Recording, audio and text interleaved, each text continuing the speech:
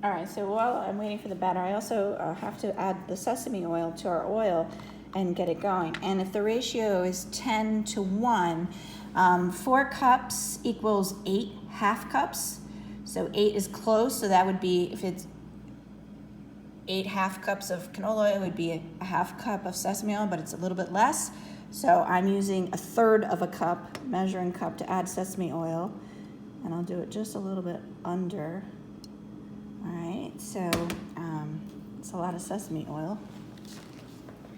I'm gonna add this, and that'll give it that very rich flavor of sesame. I can smell it right now. It's great flavor. And I'm gonna get this going on a sort of like a medium-low heat, so that way it can start coming up to the proper temperature. I'm just gonna stir that for a second with a chopstick.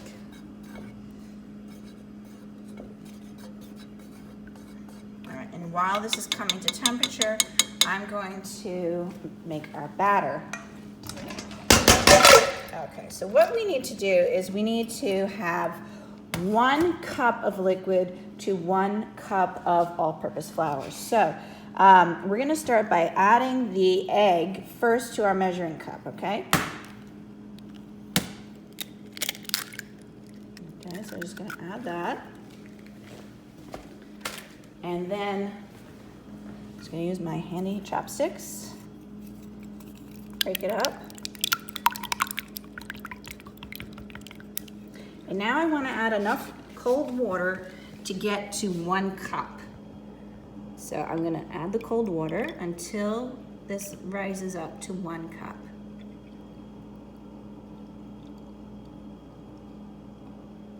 All right, so now I'm gonna put 1 cup of flour in here and mix the two together. All right, so we have our larger bowl with ice water in there ready. We have our 1 cup of all-purpose flour, and we have our 1 cup of cold water and egg I've already mixed in, and we're gonna mix this into our flour, and I'm just gonna stir it with the chopsticks. You do not wanna completely mix it all in. You're gonna under-mix it, okay? Again, that's another trick. You don't want to over-mix it, you want to under-mix it, and that will give the tempura the light, flaky batter. So I'm just stirring it gently together with the chopsticks.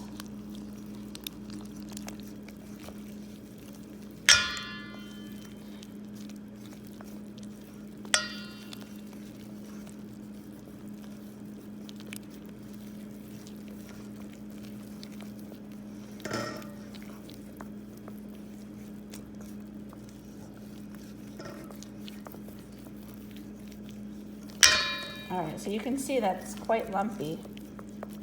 It actually doesn't even look like it's thin enough.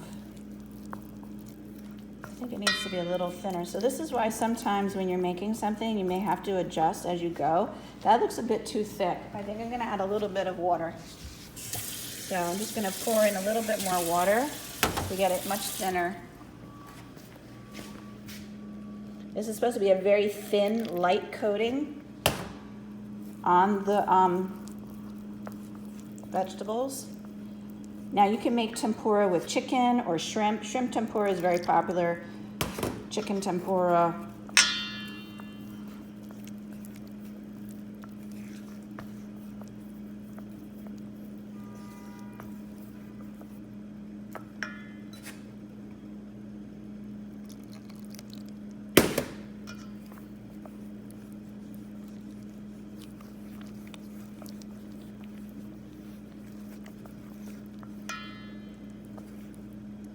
All right, I'm looking to see how it's coating the chopsticks, because that would mean how it would coat the vegetables.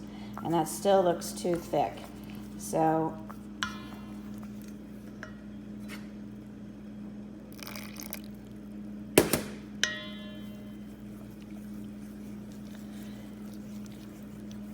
there we go, now it's getting thin enough.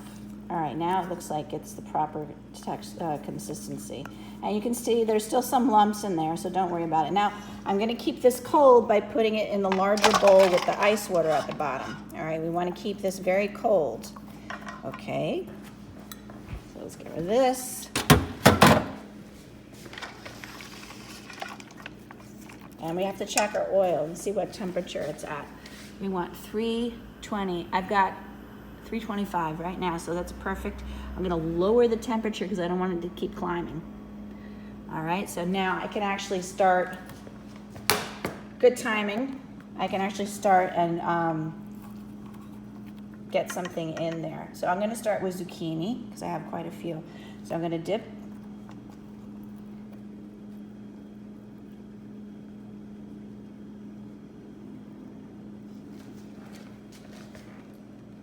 Let the excess drip off and then put it right into our, and I believe it takes about 3 to 4 minutes, and then we'll flip it over so it cooks on both sides so you get an even amount of color on each side.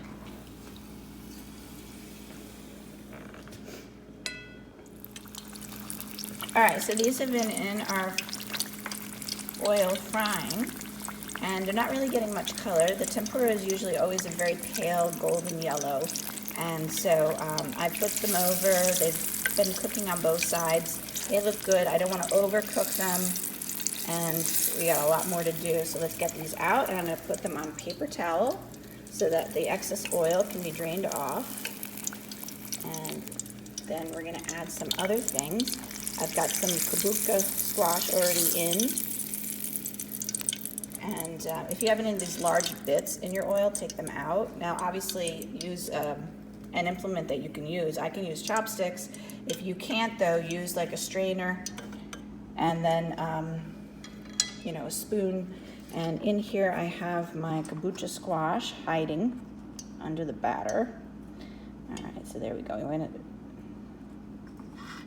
to drip off the excess. A little tricky here. Right, I'm going to grab a carrot. That was easier. All right, we'll get the carrots in next. We've got a whole bunch of carrots hiding in here. We want to shake off the excess. All right, now the temperature does say it's up at 325, so I don't know why the carrots sank to the bottom.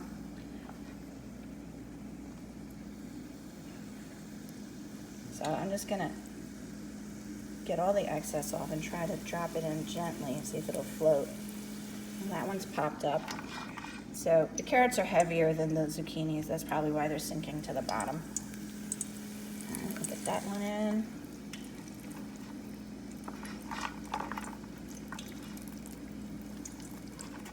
So I was rushing to try to get this done, and I dumped all these things into the batter. That was probably not a good idea. Probably just put them in individually. All right, so there's our kabucha squash. We'll get a piece in there too. All right.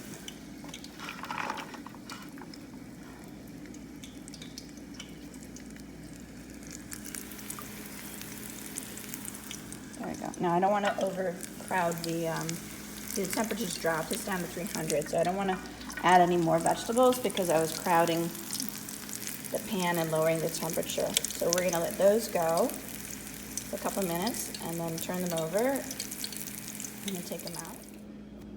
All right, so we already got everything out of the oil. It was drying, and now we've got it on our plate and we have presented it. We have our ginger, our shredded daikon radish, and our dipping sauce, which has the soy sauce, mirin, sugar, daikon radish, and ginger. And here is our beautiful tempura and a little bit of bean sprouts to make the plate look beautiful. And I'm gonna taste it and let you know what I think. All right, that was very, very good. So we have our daikon radish here. If you want, you can add some more to your sauce if you'd like more, or just eat it separately. And I tried the kabucha squash and the carrot. Now the kabucha squash was perfect. It was very crispy and good. The carrot, on the other hand, was not so crispy, so I've got to keep an eye on the temperature of the oil when I add it. And also probably just stick with one type of vegetable in the oil at a time because they're gonna cook at different times. So just keep, when you're making this, keep one type of vegetable in the oil at a time, all right? And that way you can keep it temperature even, cooking time even, and then hopefully your end result will be correct. Okay, so I'm gonna make the kakiage, which is the fritters or dumplings and tempura. So this is the tempura batter that I have left over, and I just want to use that amount. I don't want to make another batch of batter. The day's almost over, and so I can finish this tomorrow. Finish up all the rest of the ingredients, but I want to add this, so I'm not going to dump the batter into here. That might be too many vegetables. Instead, I'm going to add the vegetables into the batter till I get the right amount. I don't want to overdo it. So I'm going to stir as I go to make sure it's all coated.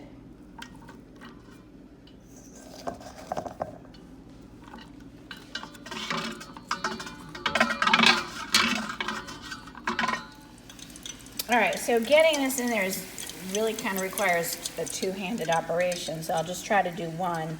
I've already piled up my cluster on the spoon. It's much easier to do this with two hands and the chopsticks. I'll just sort of plop that in so you get the idea. And you're making these sort of fritter. See? All right, so that's gonna take a while to cook, probably 2 minutes, and I'll try to turn it over 2 minutes again. Okay, so those have been in 2 minutes on one side. I flipped them over 2 minutes on the other side, and so they're ready to come out one at a time. Obviously, if I'm gonna make this alone, I'm not making regular tempura. I'd rather do this in a very large frying pan so I have more surface area so I can do more than just 2 at a time. This will take forever. So, but anyhow, so in future, if you're gonna make the Kakiage tempura, which is these fritters with the shredded or finely chopped vegetables, use a large frying pan like that, and you could do many at once. All right, so I'm gonna put the next batch in. So here we go. We have our finished Kakiage tempura, which are like fritters with matchstick cut vegetables. This one is zucchini, carrot, and onion. And you can see they look fun. And then our dashi dipping sauce and our daikon radish, our pickled ginger, soybeans. So I'm really gonna enjoy tasting this one. This is gonna be exciting. All right, that was so much fun to eat. It's very, very good. So anyhow, that is, I mean, it takes a while to make this. It's, you know, a big project, but certainly fun to eat. So recap everything, go over our recipe. We used 4 cups of canola, 1/3 cup of sesame oil. Let's put that down.